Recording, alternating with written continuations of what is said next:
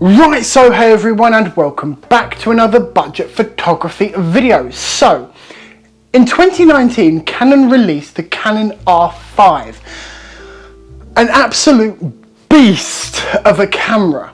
It had 8K internal video and it had a massive sensor and lots of megapixels and lots of other different really nice things. But they've done this before. Taken a full frame, good camera, and given it really good movie specs. But it wasn't 8K, there was no case, it was 1080p. And that was this. The Canon EOS 5D Mark II. One of Canon's best DSLRs in my opinion. It is... Even in 2020, you know what, I'm going to put this down. Even in 2022, the Canon 5D still stands up pretty damn well with 21 megapixels, 1080p movie recording and LPE6 batteries. Now, it does have some downsides. First of all, there's the size of it. It's a big camera. Like you could hit someone with that and cause some real damage, because on the good side it is a magnesium alloy body, which means it's solid, it's weather sealed, it's a professional's camera, but it's done really well. So if you are looking to get into photography for about £400 to £500, the Canon 5D Mark II is a really nice way into that system. It has support for every single EF mount lens and a shutter speed up to 1/8000th of a second, which might not seem like massively amazing, but with a burst rate like this,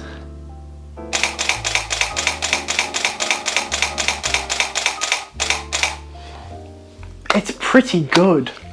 Even as a journalistic camera. These cameras are aging and not very well. The low light will be okay and only okay. Nothing amazing such as what we have today, because, well, this is 2008 you're talking about.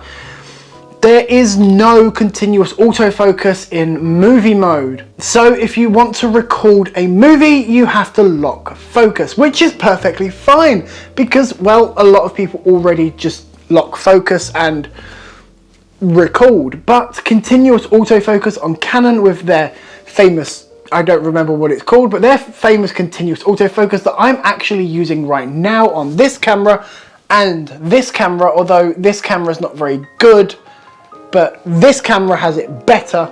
Anyway, I think it's like phase detect or something like that. But you don't get any of that with the Canon 5D Mark II.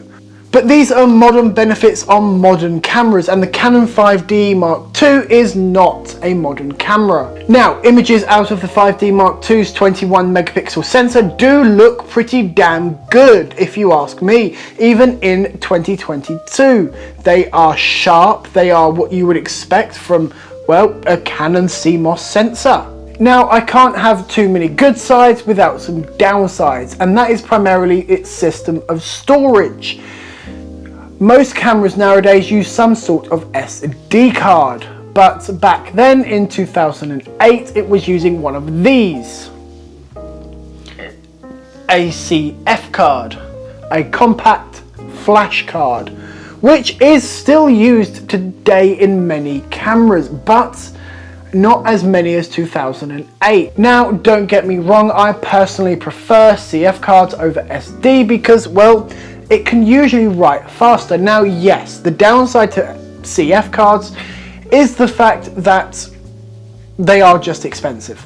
They really are expensive, even in 2022, which is a real shame. Well, if we go back to the good sides, the grip.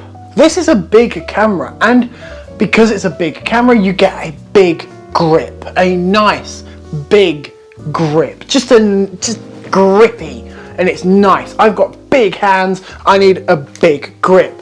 Now, This camera is, believe it or not, still just too small. And for me personally to fit my hand comfortably on the body, my little pinky has to sit underneath here. I can sit it here, but it's very cramped still for me. So I do support the bottom of the camera with my pinky just there and shoot like that. But you don't have to. It is comfortable-ish to go there, but I still prefer that. It's one of the reasons why I have this thing, because there's nowhere really for my finger could go down there, but that's just not comfortable. But that is comfortable to go like that, and yeah. But back to the bad sides of the 5D. So these are aging cameras, and you know what that means? Aging shutter. It means that they're going to be soon reaching the end of their life, and that's fine. Now you have a choice. You can either throw the camera away and go out and find another 5D with a possible risk of shutter breaking again, or you can send it off to a repair service place and get it repaired, which I personally don't know the cost of getting it repaired, but even without that, I personally would not recommend getting it repaired, because I just don't see the point. I see the cons as outweighing the pros of getting this thing repaired. I mean, even now I don't use my 5D Mark II anymore because, well, I don't need it personally. But it is a really nice camera. All the controls are just where you want them. You got the little classic nipple just here, and it's classic Canon. It is done really well, and if you find a good condition one, which there are a number of that even I've seen for a ridiculously good price, you can pick this up and you've got a perfectly good Canon 5D. Especially with the recent discontinuation of the EF mount, it means that EF lenses are going to be getting cheaper over the next few years, and there are lots of EF mount lenses. Some really, really nice lenses at really good prices. So if you're looking at getting the Canon 5D, buy one. But be careful of the shutter. Anyway guys, thanks for joining me in this video, and I'll see you in the next one.